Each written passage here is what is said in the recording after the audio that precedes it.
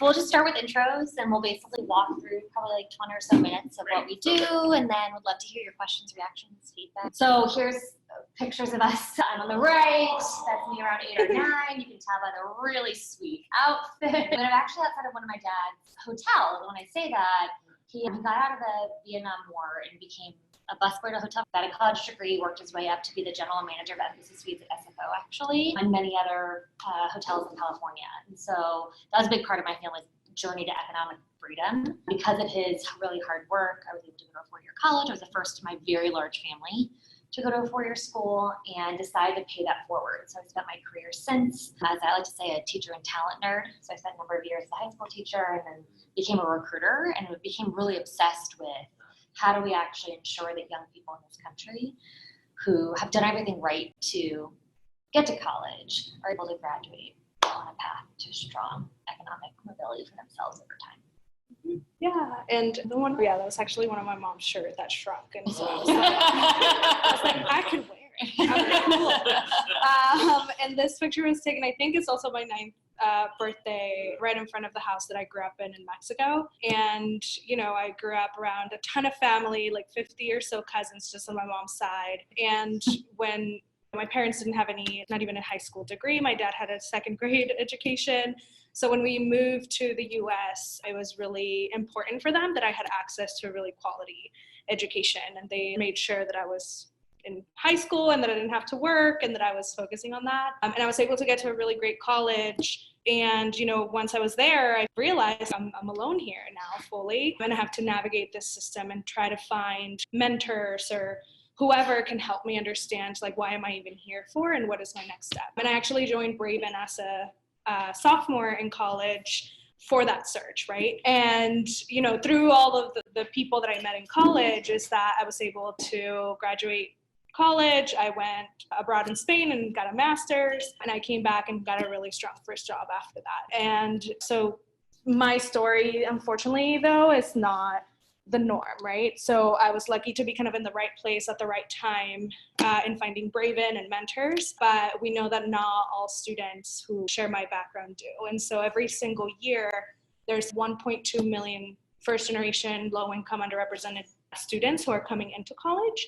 And they're doing that because we're telling them that through the doors of college, they'll find economic mobility and become part of the middle class, et cetera. But that promise is actually not panning out for about 75% of them.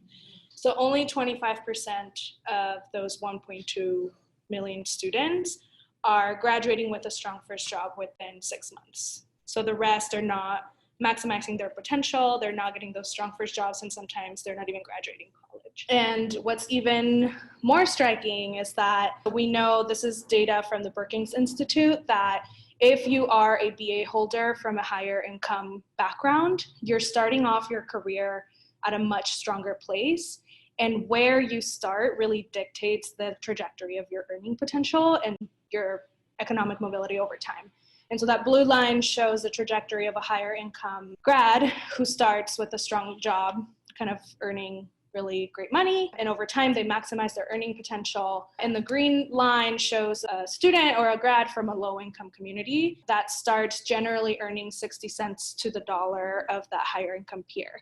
And you can see the trajectory is pretty devastating, that, you know, you're not able to even get very far past where that higher income peer even started, and the income gap really widens over time. And so this is why our work really is centered in making sure that students are starting off their work and in the workforce really strong, because we know that that really dictates where you go in your career. And so then on top of this really unfortunate trend, we've also started to see just less investment in higher education and budget cuts and all these things in the last 10 years.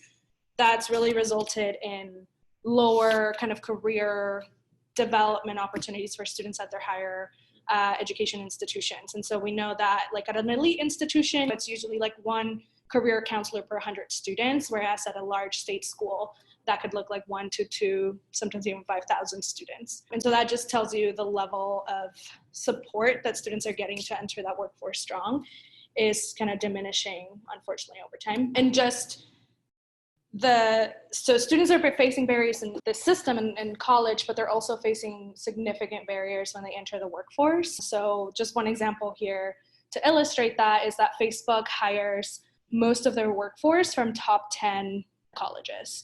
So consistently, and that's true for a lot of the Fortune 500 companies. And the students who are going to the, for example, CSU system here are consistently getting overlooked. And therefore, they're not securing those jobs straight out of college that are going to put them on a path to economic mobility and really give them the opportunity to grow within their work. We painted kind of a Sad picture. sad picture of what's happening. In Braven, our nonprofit, we started about 6 years ago, so we're still very early. But we were creating as kind of a bridge between large public institutions like San Jose State, which is our founding partner here in the Bay Area, and local companies to help students get from one end of the water to the other. And what we're going to do today is just share some of the best practices and lessons we've learned that really works in terms of supporting students to make that transition. Mm-hmm. So we did a lot of research initially when we were building the model and ultimately realized that we needed to focus on 4 areas: making sure young people have the right skills, the right mindset or confidence about themselves, the right experiences, and the right networks to successfully get a job worthy of that degree. And so first we focused on the skills. So we had a bunch of research, talked to a lot of companies, what does it take to get hired here, what does it take to get promoted here, and whether or not it was a big tech firm or a consulting company or a nonprofit, these are the 5 skills that popped. Students need to be able to solve problems. They need to work well, managing themselves, managing other people, managing projects. They have to be able to communicate, build their own network, like their personal board of advisors. They have to work well in teams, give and receive feedback, etc. And then they have to be kind of self-driven leaders. They have to have confidence in who they are. Then we actually took that last piece, the self-driven leading piece, one step further. We read the book Whistling Vivaldi by Claude Steele. Has anyone read that? Yes. Yeah, it introduces this concept of stereotype threat. It basically says, if you're Black, it's hard to become a mathematician. If you're white, it's hard to become a sprinter, et cetera. It's really hard to be what you don't see, which I think we all know. And so the book actually provides a lot of really tangible ways in which we can help young people who might be the only woman at a software engineering interview, might be the only, et cetera. Help them reframe their difference, not as a liability, but actually as an asset. That is actually a strength and a source of power in that moment. Thirdly, we thought a lot about the experiences that students need to be successful. And actually all of our internal data and all of the literature supports that students need at least 2 internships to be on track to securing a strong job. And so we consider internships like the triple threat. So they provide the job skills, the social capital, and the dollars, the money really necessary to get through college and land a strong job. And then lastly, it's the networks, the social capital piece. Most of the students that we work with, don't have access to tables like this. And actually, LinkedIn is doing a lot of really great work around this. They are committed themselves as a corporation to helping to close the network gap, as they call it. So they did a bunch of research. 2 things came out that I thought was fascinating. Number one, individuals with a referral for a job are 9 times more likely to get that job. Not super surprising given how we know the world works. But they rigorously analyzed and realized if you grew up in a high-income community, if you went to elite college, and you work at a top company, you're 12 times more likely to have access to networks that can give you a strong referral for a job. And so the system is just not set up ultimately for our young people. And so what we ended up building, again, in partnership with San Jose State, was a 2-part experience for students. First was a course. So we've built a rigorous semester-long course that students typically take their sophomore or their junior year, but technically you can take at any point in college, that introduces them to the 4 things we talked about. So the curriculum is grounded in their mastery of those 5 skills. They're taught those skills in a hybrid classroom model, so part online, part in person. And the online part is kind of like the intro to new material for those of you who've been teachers. Like, here's all of the information. Here's the introduction to the skill of the week. But we know you don't become a better communicator or problem solver or project manager by sitting in a lecture hall or going through an online module. You have to like sit around tables like this and actually get your hands dirty. And so every student is put in a team of about 7, and each team is led by a local professional we call a leadership coach. And they practice the skills we introduced online, and they get better through practice. We stay in touch with students until they graduate and secure a strong job, which can sometimes be 1 additional year of support, can sometimes be 2 or 3 additional years of support, depending on where the student is in their collegiate journey.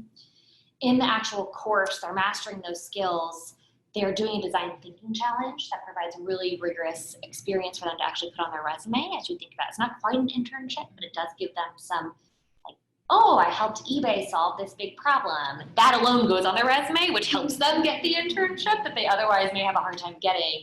And then the coach plays a really important role as not just a mentor and an advisor, but honestly a connector into the workforce, and can do those referrals that the students otherwise might not have. And so we have wonderful employer partners as well who are providing those volunteers, sponsoring those events, and honestly recruiting then students after going through this professional development experience into internships and jobs with their companies. So this is the model. We built it again at SJSU. We've scaled to more than 1,200 students on my campus who have gone through the course. We've expanded the Rutgers system to a university called National Louis University in Chicago. Yeah, and we're trying to get into UIC, which is fascinating. And then Lehman, the CUNY system actually in New York City just signed a multi-year MOU to not just be at Lehman, but multiple CUNY campuses. And we're starting to see just the potential for systemic impact given, there's 27,000 undergrads at SJSU alone. There's 150,000 in the CUNY. So I think one of the biggest things we did is we think about this is a 1 million student a year problem, as Martha said. We need to have a solution that actually can serve thousands of them at scale well, and being a credit-bearing course was such an important piece of that. The other thing, I'll say 3 things that made this kind of like secret sauce work so well. Number 1, the fact that it's embedded in higher education is not just good for a scalability perspective, but it helps the students be able to prioritize it. Most of the students we work with go to work full-time to pay to go to school full-time. They don't have time to do this extracurricular leadership thing on the side. It has to be in their academic schedule for them to be able to fix it. And that is actually the fact that we've been able to embed career education in such a rigorous way in traditional colleges was a big feat, especially in their 4-year. The other thing, we provide students multiple times at bat. And so they're really kind of failing forward every week in the course. They're getting to practice and realize you don't have to be perfect every time, but let's get all of our wiggles out. So by the time we are in the World Series, that big interview, you can knock it out of the park. So it's a safe place to fail. And then our philosophy, a lot of people ask us, well, do you give the students internships and jobs? And ultimately, no. We believe we want to teach the students how to fish. We want to give them their fishing rod and maybe, throw some fish in the pond for them to catch. But ultimately, they need to catch their own fish. They need to secure their own internships and jobs because it's a lifelong thing. And if they're already in college and we're matching them with employment opportunities, they won't learn the process of really what it takes to get through the interview process and get hired. So I'll just quickly talk about one of our students, Jaleel, and then I'll throw it over to Martha to talk about the rest to wrap us up. So Jaleel, I can talk about, we have now 1,200 students who've gone through this, so there's many, but Jaleel went through the course our first semester in the fall of 2015. The first semester was an actual course. He's from the East Bay. He commuted crazy hours every day, 3 to 4 hours a day to SJSU. Well, first to De Anza College, which is a community college down here, and then to SJSU, who's a transfer student. He joined Braven his first semester at San Jose State and was still making this crazy commute. He ultimately didn't know anyone on campus. Transfer student experience is not often as invested in his freshman year experience. It's really easy to get lost in the system. So joining Braven became really important for him. Number 1, he became really close with his cohort. He actually moved in the next semester with a roommate that he met from his Braven cohort, and that was really important for his being able to sustain college life because that commute was killing him. His team also won the design thinking challenge, and so as part of his prize, he got to go to Google, et cetera, And he called me after. He's like, Andrea, I didn't know there were as many people who look like me at Google as there are. Like, this is where I'm going to be. Like, it wasn't even in my purview to think that I could apply to a place like that. So he applied for the Google Bold internship. It's their like really rigorous internship. He didn't get it, but then through a collaboration we have with Teach for America, which is like a nonprofit organization, he interned there for the summer, which gave him some great experiences on his resume. He then reapplied for the Google Bold internship and got it. He was hired full time. So he's in his second or third year there, and he just got promoted. And like very much like he and his family, from an economic prosperity, like they actually can live in the Bay Area in a way that they were thinking they were going to have to move out to Stockton, et cetera, a few years ago. So it just shows that the transformational impact of that strong job, not just on the individual, but really the family unit. So really that's what like manufacturing and social capital looks like, right? Because he was able to meet people in his cohort who ended up being close friends of his on campus, felt like SJSU was a place that he could navigate. He felt like he belonged there. And then he met through the Teach for America. Actually, this is another thing that's really interesting.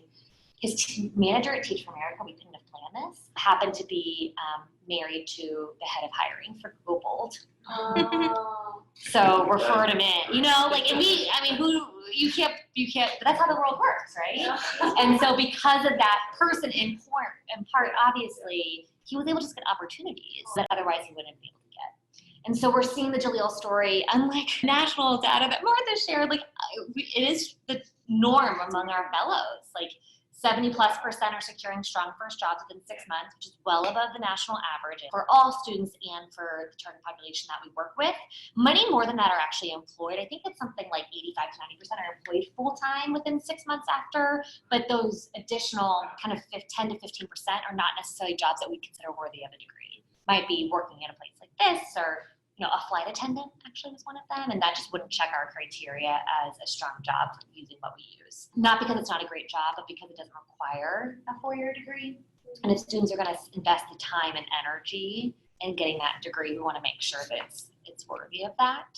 The other thing that we're really excited by, I'm not sure, did you guys read any of Raj Chetty's data that came out recently about, he's fascinating. He's an economist. I can send some like really good summary articles after this because he's written like academic papers that are really hard to digest. But essentially, he literally scraped the income statement data, like tax returns, of millions of Americans, and found that in America today, you have a 50-50 shot of out-earning your parents by the age of 30, which is a much smaller ratio than actually in the 50s and 60s. So like the American dream has actually shrunk, unfortunately, over the past 40 to 50 years. And what we're seeing from our students is 48% are already out earning their parents in this first job out of college, which is just helping us feel good again about the longer term accessibility of the American dream for them. Well, I mean, just to kind of bring it back to the systemic opportunity here for change, we're really focusing on like those 4-year colleges, because we know that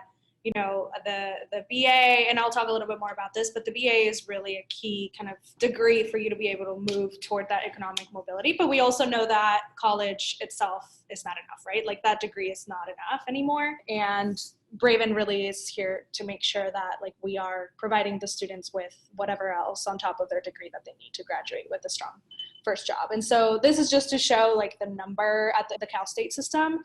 Just in California, the number of students that we could potentially impact with solutions embedded within higher education in this way. And our target population is there too, right? Like those students are there, they're ready. Over 33% of them are first gen or low income in the CSU system. And the CSU system does a really great job at representing California in general.